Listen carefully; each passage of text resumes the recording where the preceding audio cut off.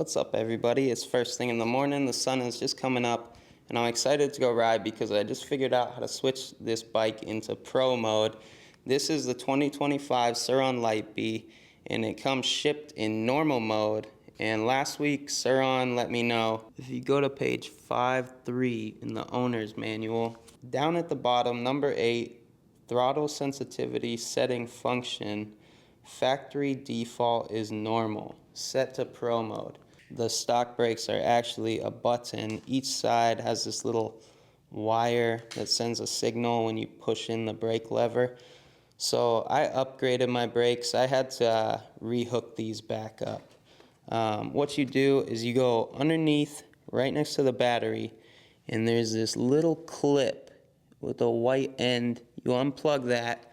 You take the cable that came with your bike and you plug it in, and then you turn it on. Now you only have 20 seconds for this to work, but if you do it too quickly, I found out that it doesn't work. Some people say you can do this with the kickstand. I wasn't able to do that. I also couldn't get it to work with the left side. So turn it on, wait like 5 seconds, and then it says to do 5 short pulls. 1, 2, 3, 4, 5, and then 1 long pull. 1, 2, and let go. So this little light flashes 12 times, and now it's switched into pro mode.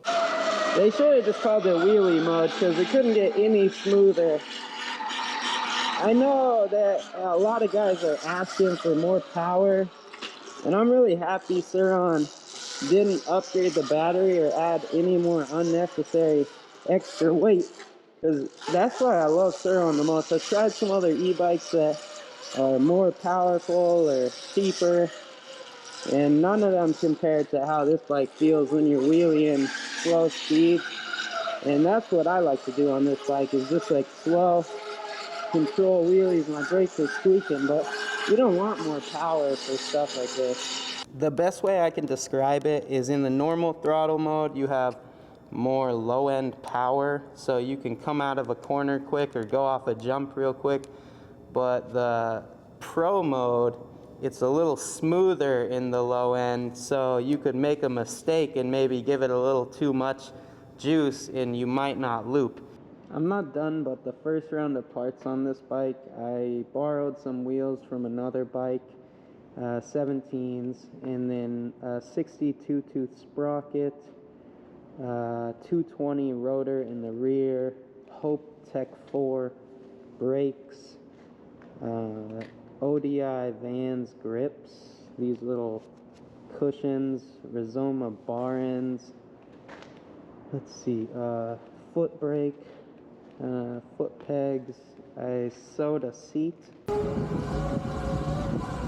The stock brakes that come on this new bike were actually pretty good. I switched to these Hope Tech 4s just because I thought they would be a little better, but I really didn't notice much of a difference.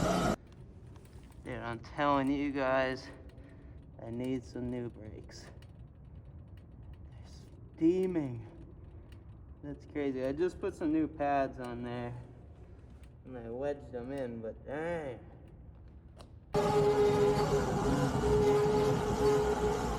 So annoying this thing that. See that, no throttle? Oh, that's so sick. Oh, I'll show you guys my throttle. For my throttle, I have a bar end with some tape around it, and then whenever I twist the throttle, it kind of stays.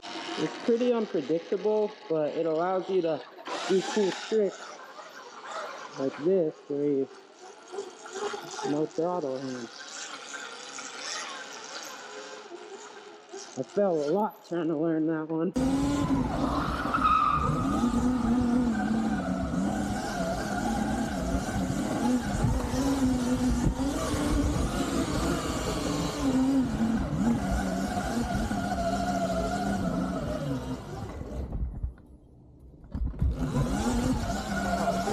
If it was the old Surron, I probably wouldn't have got that. It's got just that little extra bit of power to keep you going. It's perfect. They did a really good job.